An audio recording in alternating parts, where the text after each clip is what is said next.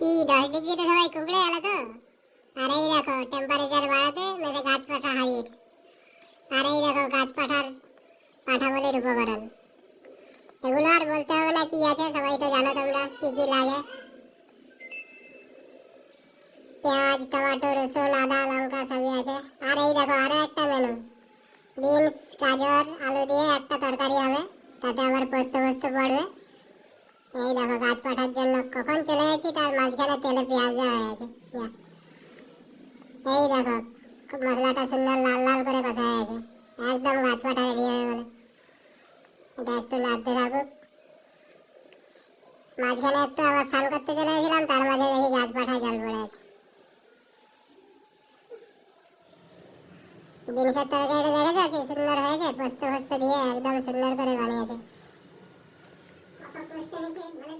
100 গ্রাম পোস্ত এনেছে। আর তার মাঝে আমাদের মন্ডল বাবু আবার দুজনের জন্য একদম ভাত ফাত বেড়ে রেডি করে দিয়েছে। দুটো কৌটায় ভাত বেড়েছে, দুটো কৌটায় বিনসের তরকারি বেড়েছে, কিন্তু তখনও গাছ পাঠা সিদ্ধ হয়নি, এখনো সিদ্ধ চলছে। আর এই দেখো